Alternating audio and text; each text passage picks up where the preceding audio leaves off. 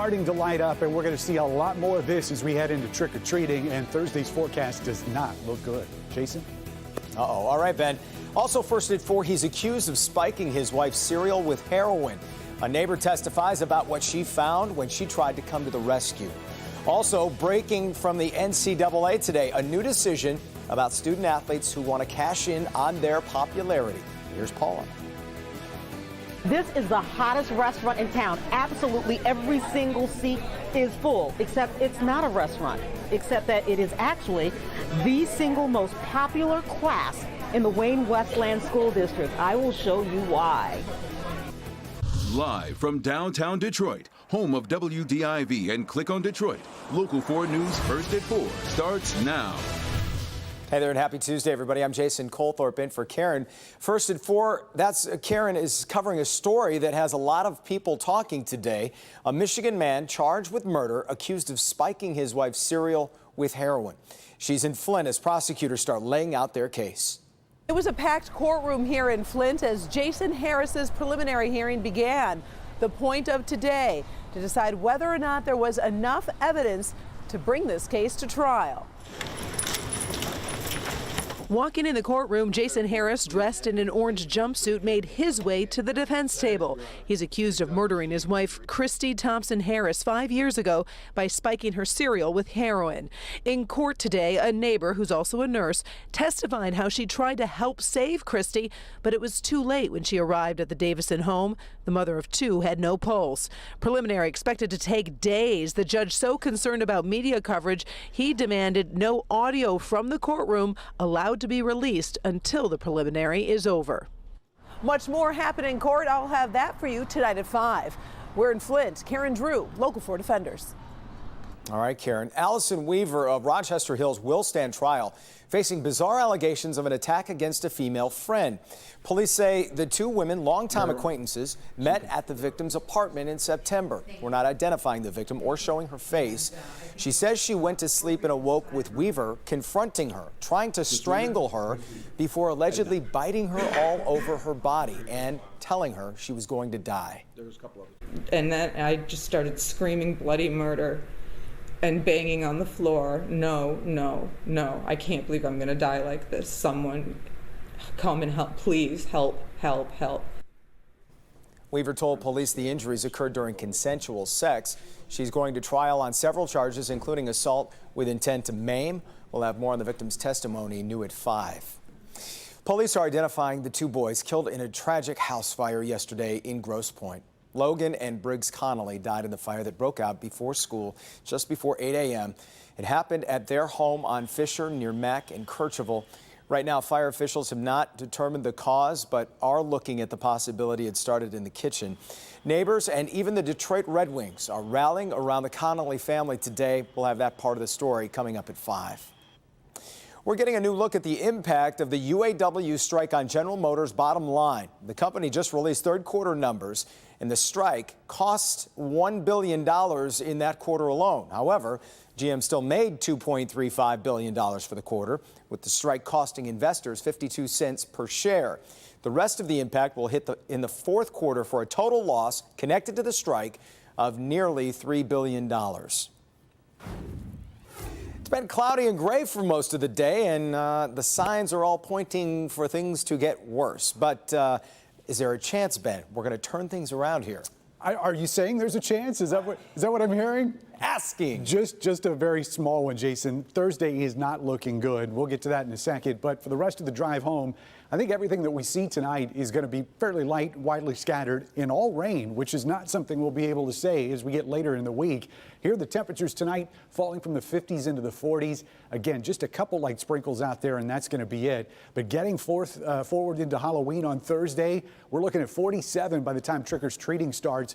You start tacking in wind chills, rain, and the possibility of some late snow. And we've got a lot to discuss on Thursday coming up in a few minutes, guys. All right, Ben. We have breaking news from the NCAA. Under mounting pressure, the Board of Governors says it will allow college athletes to profit from their names, images, and likenesses. Currently, that's not allowed under NCAA rules.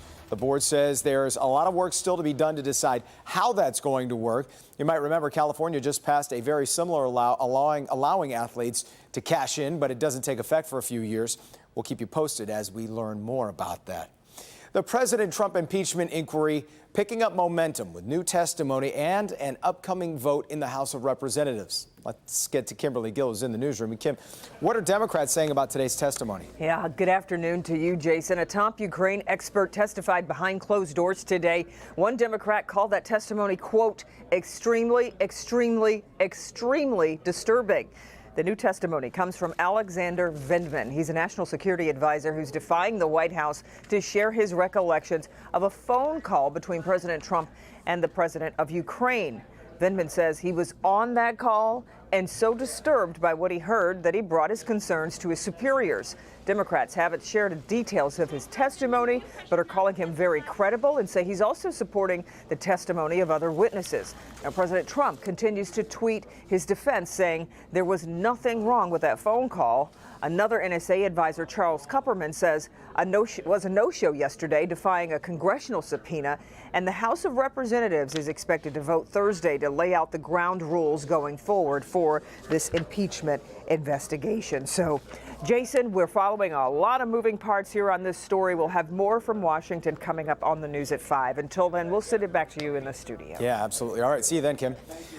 The CEO of Boeing says the company made mistakes with the 737 MAX jetliner, but that admission not nearly enough for members of the Senate Commerce Committee. Boeing's Dennis Muhlenberg says the company is working to improve safety, but senators blasted Boeing for not giving pilots details on a new maneuvering system called MCAS and then blaming pilots when that system led to 2 devastating crashes. Those pilots never had a chance. These loved ones never had a chance. They were in flying coffins as a result of Boeing deciding that it was going to conceal MCAS from the pilots. Several senators also demanded changes in the rules that let company engineers conduct certification tests for the FAA. We continue to follow some of the ways local school districts are getting creative to get students job ready. One culinary program has taken them out of the traditional classroom. Paula Tutman joins us from Westland, where today was the first day for a brand new class. Hi, Paula. Hey, okay, so I want you to look around, and I think we can all agree this is not a traditional classroom, but believe you me, this is indeed a classroom, and today there was not an empty seat in the room. All right, here we go. So everybody know what they're doing? Jake? There's 6 of you right here. Repeat it, please. 2 lamb chops and 1 meatloaf. 2 is this middle table over there against the glass. And then go out with their bread and their drink, okay? Yep. It may look like chaos, but it's not. It's high school. Don't go outside your area. Paige, you will have more things to do. I got to come show you, all right? And today, in the Wayne Westland Community School District, Would you like a super salad with that? Cafe Marquette Love this place. is open for business. Today, opening day for the season, and the restaurant is as packed as any 5-star restaurant on a Saturday night, except this is lunch. Well, like $5, $6, $7 for for a regular large meal. You're going to take the finger, put it down, wipe it up. In the kitchen, everything is instructor supervised, student made. We are training these students to get jobs. They're going to be employable when they leave here. We give them the skills, we give them the technology. They use every single piece of equipment here. They will touch it, they will feel it, they will use it. Out front, students serve, bus, ring, make a great impression. Today's menu, lollipop lamb chops, meatloaf, butternut squash with mushroom ragu, and more. I was raised on a farm. We had all kinds of food, but I didn't like squash. I loved the squash that they had today. This is part of the culinary arts program. I need bread and shrimp. Part grant funded, part vocational training dollars for career technical curriculum. The students get elective credits as well as a math credit and or a visual performing arts credit. And 18 different school districts from around the region send these kids here every single day for a half day. Restaurants, as you can see, can't really go slow. So if it teaches you to go fast paced and like, I need this out now, it'll certainly help us with that. This is to help me like go to college for culinary too, and probably own my own restaurant and open up a new restaurant. Yeah, and you know what? The students even carved the pumpkin. So I know there are going to be people out there who are saying, you know what, you're using all of these resources to train low-wage servers. But that is not what this is at all. These students are learning the hospitality industry, which is one of the fastest growing industries in this country. They're learning business in the classroom. They're learning how to open their own restaurants. They are basically learning their future. And raise your hand. Raise your hand if you or someone you know didn't work as a server to put themselves through college. They are learning that too. Jason? That was me. I did that many times over. Paul, I was struck by something Jada said in your story about setting her up for culinary school later on. Do some of these credits transfer and help them if they want to go to culinary school and things like that? That's a great question, and I don't know that answer. I have to imagine that it's just like the other electives, but I do want to tell you one other interesting thing, and that is because voters did pass an education bond, this space is actually going to double in size next year. So if those credits do transfer, they're going to transfer even bigger. Yeah, it certainly gives them a great foundation. Awesome story. Thanks, Paula. Still to come, a Jeopardy fan concerned about Alex Trebek's health gets a surprisingly personal update. We'll share it with you as well.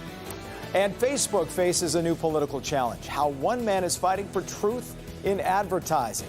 First, though, let's check in with the good doctor. Hey, Doc. Hey, Jason. We're going to talk about how many coworkers are coming to work sick and how your boss can try to stop it. Plus, I'll teach you about the Dracula cough. It's a Halloween health lesson. That's next.